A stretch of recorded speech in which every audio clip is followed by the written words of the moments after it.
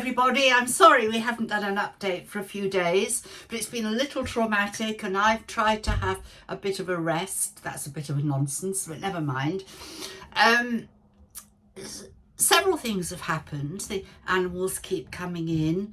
I must get the boys to take more photographs, and I'm delighted to tell you that my grandson Mark is coming back on Tuesday and he's going to be with us permanently. And he has lots of ideas about doing an adopt a donkey scheme, doing more movies, getting everybody more involved than they are at the moment. And that's what we've always striven to do, because without all of you who support us, we wouldn't be here. So let me tell you what else we're doing. I've often thought we really don't want to turn into Disneyland.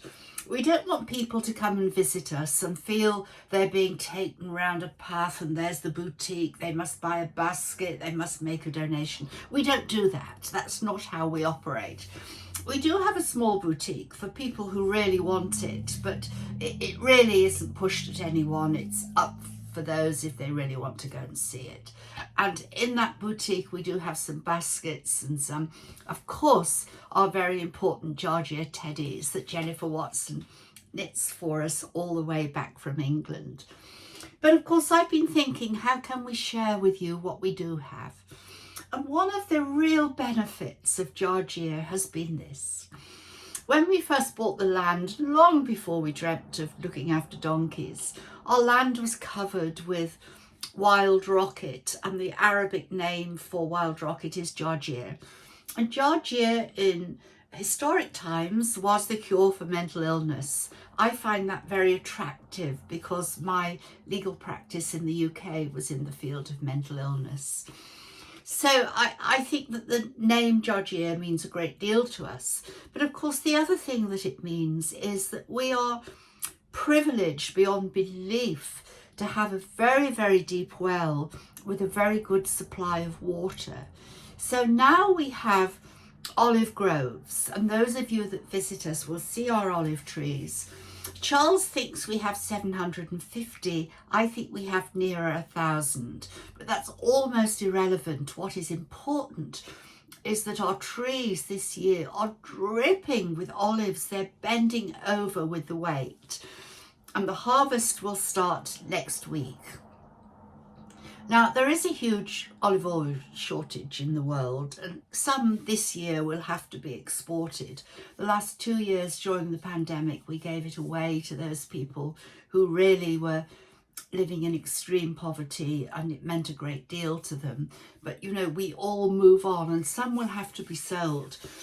But of course, the other thing that we have done, we now have the manufacturing process for our olive oil soap.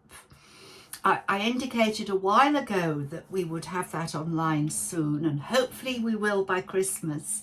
We've had people out there testing it, and it is magic. So let me tell you the story.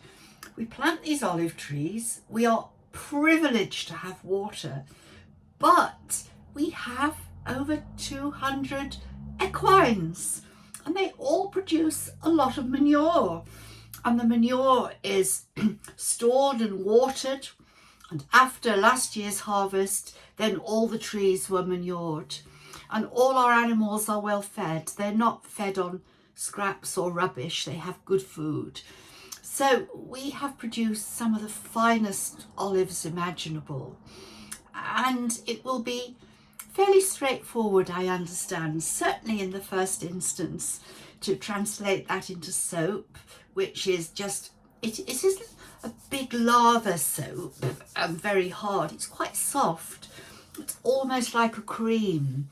And for older skins, I've got an older skin. It's perfect for the face. I've replaced using a face cleanser with it. And a lot of my family have suffered from eczema and psoriasis, and they find that they feel their skin has improved with using this soap. So that's coming very soon by Christmas, and we hope to be able to say that those of you that have contributed and are a donor, if you buy a bar of soap, I hate even saying this, you will get a bar thrown in free as a huge thank you for everything you've done.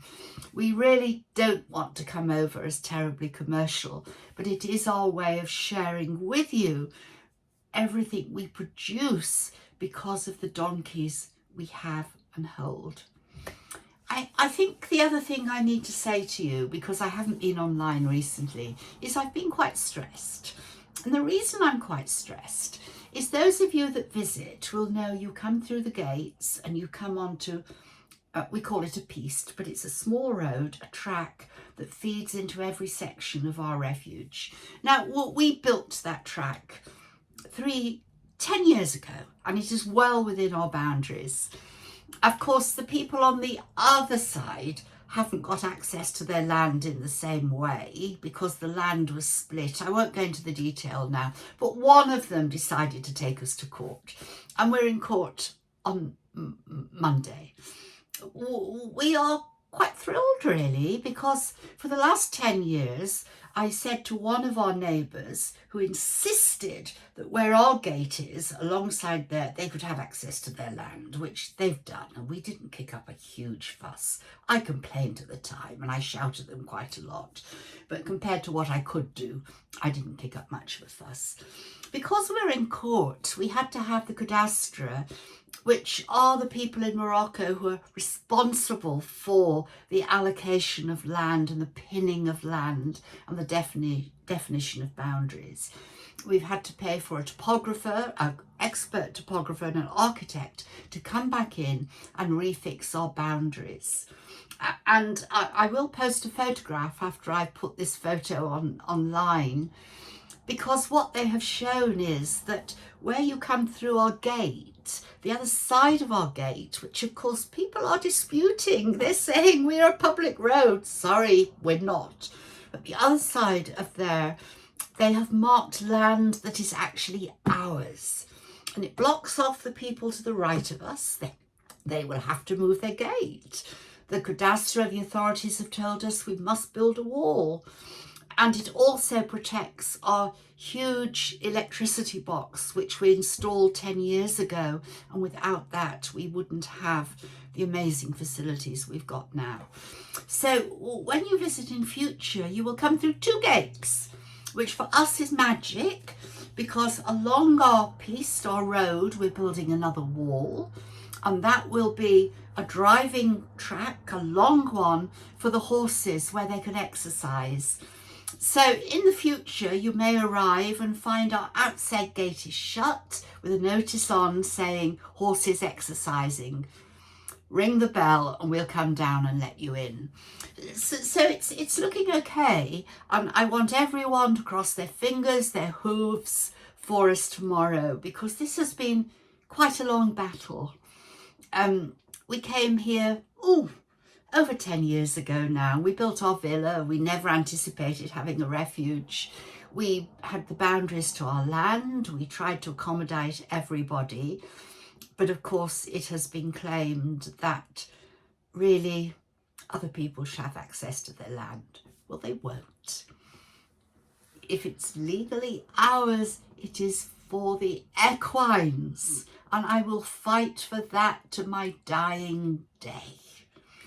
So thanks for listening. We'll get some more photographs of the babies and the animals up very soon.